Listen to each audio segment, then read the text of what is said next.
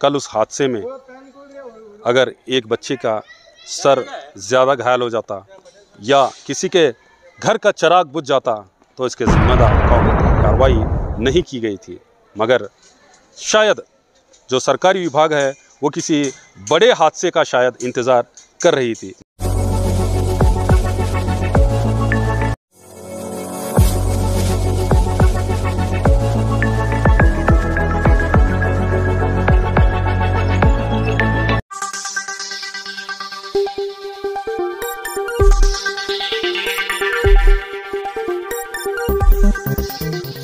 Yes news में आप सभी दर्शकों का स्वागत है। मैं आपके साथ इलियास बड़ेगा। जैसा कि आप देख सकते हैं कि आज हम शहर बीजापुर के जो जामा मस्जिद के पास स्थित दौलत कोठी स्कूल है वहां पर हम मौजूद हैं। कल यहां पर एक हादसा हुआ था जहां पर स्कूल में अचानक जो बच्चे टॉयलेट को जाते वक्त में एक दीवार गिरने की वजह से वो घायल हो गए थे, जिन्हें इलाज के लिए अस्पताल में भर्ती किया गया था। महान फिलोसोफर अरिस्टोटल ने कहा है कि the destiny of the nation makes in the classroom, यानी किसी भी जो देश का भविष्य होता है वो क्लासरूम की चार दीवारी में निर्माण होता है। उसे निर्माण करने वाला कोई और नहीं बल्कि एक शिक्षक होता है। मान लीजिए अगर कल उस हादसे में अगर एक बच्चे का सर ज़्यादा घायल हो जाता या किसी के घर का चिराग बुझ जाता तो इसके ज़िम्मेदार कौन होता। ऐसा नहीं है कि इस जर्जर हो चुकी इमारत की रिपोर्टिंग पहले कभी नहीं बताई गई। बाकायदा दो साल पहले यहाँ पर रिपोर्टिंग की गई थी, बताया गया था, और यहाँ के जो शिक्षक हैं, यहाँ के हेडमास्टर हैं, उनका भी आरोप है कि जो शिक्षा विभाग को इसके बारे में बताने के बावजूद भी कोई कार्रवाई नहीं की गई थी। मगर शायद जो सरकारी विभाग है वो किसी बड़े हादसे का शायद इंतज़ार कर रही थी, मगर अच्छी बात ये रही कि उस हादसे में कोई जानी नुकसान नहीं हुआ। जो बच्चे घायल हुए हैं उन्हें अस्पताल में इलाज के लिए भर्ती किया गया है। आज आप देख सकते हैं कि जब किसी भी समाज में शऊर पैदा होता है, जो मीडिया के ज़रिए बात अधिकारियों तक पहुंचती है, तो कोई भी बात दबी नहीं होती। आज उसका असर हुआ है कि यहाँ पर जितने भी जो जर्जर हो चुकी इमारतें हैं, जितने भी वो कमरे थे, आज उन सभी को गिराया जा रहा है ताकि बच्चे फिर से यहाँ पर जो बच्चों की किलकारियाँ नई स्कूल की रूम में यहाँ पर फिर से गूंजें। यहाँ पर देख सकते हैं कि यहाँ पर एक बुलडोज़र भी खड़ा हुआ है। इस बुलडोज़र के ज़रिए जितने भी जो जर्जर हो चुकी इमारतें हैं वो पिछले कई जो सालों के पीछे वहाँ पर कई साल पहले बनाई गई थी, उसकी मरम्मत भी नहीं हो रही थी। आज यहाँ पर दोबारा से उसकी मरम्मत शुरू हो चुकी है। कल अचानक ये जो हादसा हुआ, ये हादसे का कारण हम डिपार्टमेंट को ऑलरेडी बोले थे। डिपार्टमेंट कोई काम अमल में नहीं आया डिपार्टमेंट का। हमारे पास ये राइटिंग में एक लेटर लेके तो खामोश बैठे। कल अचानक हादसा होने के बाद सारे डिपार्टमेंटों की ऑफिसरों की आंखें खुली, क्योंकि कल बड़ा हादसा होते होते बच गया।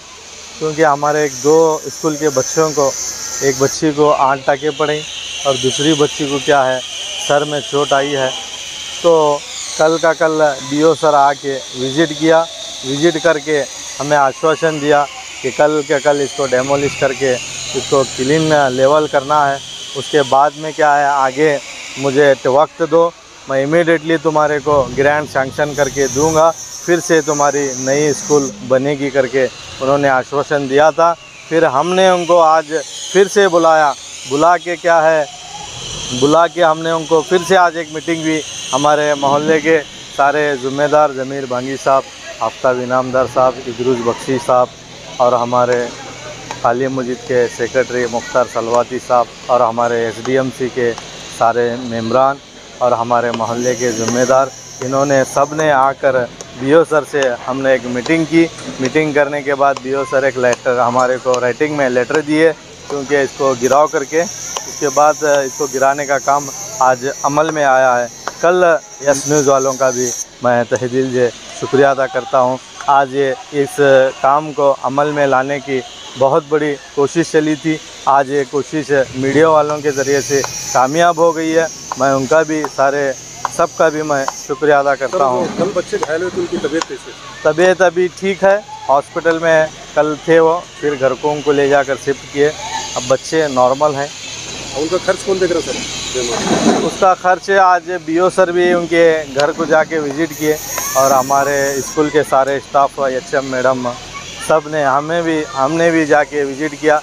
उनका खर्च जो भी है स्कूल की कमेटी देना करके तय हुआ है और उनको भी दे भी चुके हैं विज़िट कर उनकी हालत भी देखकर उनको तबीयत का ख्याल रखने का भी हमने आश्वासन दिया है और बच्चों की तबीयत भी अभी ठीक है, कोई वैसा घबराने की बात नहीं है। बहुत बड़ा हादसा होते बच गया, ये अल्लाह का शुक्र है, क्योंकि ये हादसे का बच्चे बचे, क्योंकि वहाँ पे 10-12 बच्चे गए थे। ये एक ही पत्थर गिरने के बाद पूरे बच्चे इमीडिएटली डर कर भाग के आए, ये बहुत बड़ी बात है, नहीं तो पूरा छत गिरने का अंदेशा था। वो अच्छा हुआ बच्चे। और दूसरी बात यह है कि हमारे उस्तवारी MB पाटिल सर और हमारे सारे ज़िम्मेदार हमें MB पाटिल साहब को रिक्वेस्ट कर रहे हैं, क्योंकि हमारे स्कूल को ज़्यादा से ज़्यादा जल्द से जल्द ग्रांट सैंक्शन करे और हमारे स्कूल को एक बार आकर विज़िट करे, क्योंकि हमारे स्कूल ये हमारे बच्चों का फ्यूचर है, हमारे बच्चों के फ्यूचर को और भी आगे बढ़ाएं।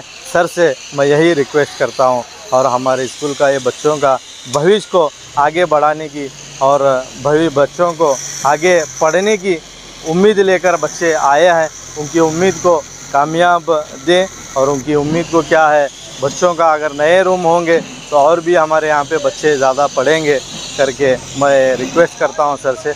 शुक्रिया। आपका नाम? मेरा नाम नवीद अहमद चौबदार, मैं इस स्कूल का प्राइमरी का SDMC अध्यक्ष। ने देखा कि जब जनता आवाज़ उठाती है तो जो भी काम नहीं हुए होते हैं वो होना शुरू हो जाते हैं। इसकी मिसाल बेहतरीन है यहाँ पर कि जो पुरानी स्कूल जर्जर हो चुकी थी उसे फिर से नई बनाई जा रही है। इससे आने वाले बच्चों का फ्यूचर बन सकता है। यहाँ पर जो भी असातिज़ा होते हैं, जो टीचर्स होते हैं, जो बच्चे होते हैं, एक जो डर का माहौल अब ख़त्म हो जाएगा और यहाँ पर ये नहीं लगेगा कि बिल्डिंग कभी भी गिर सकती है। नई बिल्डिंग में अब वो आराम से पढ़ सकेंगे, लिख सकेंगे और अपना भी मुस्तकबल बनाएंगे और इस देश को भी आगे बढ़ाने में अपना योगदान देते रहेंगे। इस तरह से एजुकेशन से जुड़ी और भी कई खबरें देखने के लिए देखते रहिए S news channel. Delta learn online spoken English classes लाया है आपके लिए सुनहरा मौका। स्पोकन इंग्लिश आजकल ना सिर्फ एक शौक है बल्कि अहम ज़रूरत बन चुका है।